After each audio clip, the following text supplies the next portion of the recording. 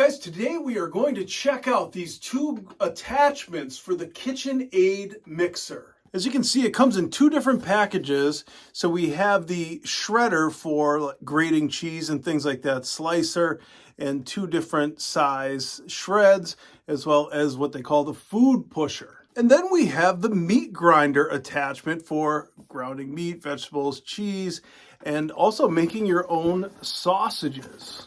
Let's unbox them both. Okay, we have the meat pusher. We have the brush. We have the hopper, or the feeder, you can call it that. Right, so you place your food in there, beans down into here. Okay, we have 1, 2, 3 size, I'm going to call them extruders. And we have the grinder itself.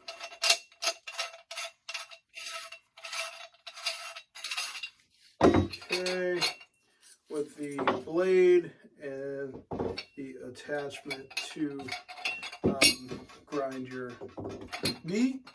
There we go. So it's heavy duty. And also we have here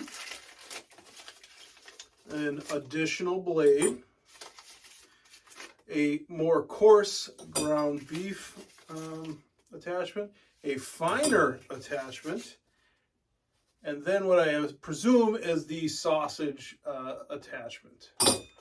Now we'll unbox the other one. Here we have another cleaning brush. These are handy. And then we have the grater with the food pusher as well. And again, the other one is made of metal, and this is of course made of plastic. So we have the food pusher here, the slicer blade, sort of a drum approach here. So we would lift this up, pop this in, and then we're just using this little lever to lock and unlock here. And then you have it in, so you have your slicer attachment. Your coarse grated, this is for shredding like your pizza cheese, things like that. You can also shred carrots and vegetables. And this is your finer grater, which you could use for things like Parmesan cheese or even finer carrots or other vegetables like that. So a lot of pieces here, a lot to digest, but we're going to go test it out in the kitchen.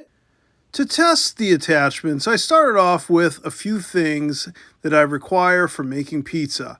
First, grating cheese. That is the main reason I got this. Parmesan cheese, this is Locatelli, and it chewed right through there without an issue.